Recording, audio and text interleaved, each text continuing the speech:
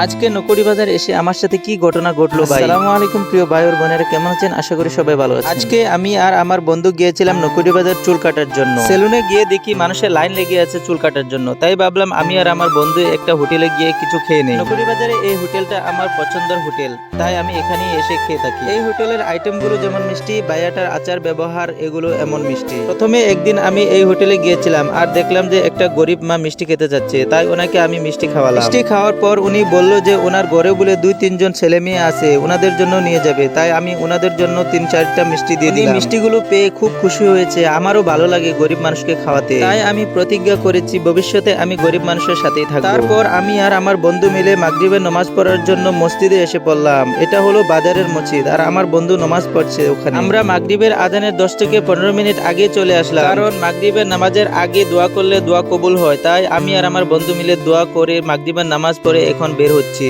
আর এখন আমি টমটমে করে আমার বন্ধুর বাড়ি চলে যাচ্ছি, ওখানেই আমি থাকবো। বাজার থেকে এসে আমরা এশার নামাজটাও আদায় করে নিলাম। আজকের ছোট ভিডিওটা আপনাদের কেমন লাগলো? ভালো লাগলে ফলো করে রাখবে।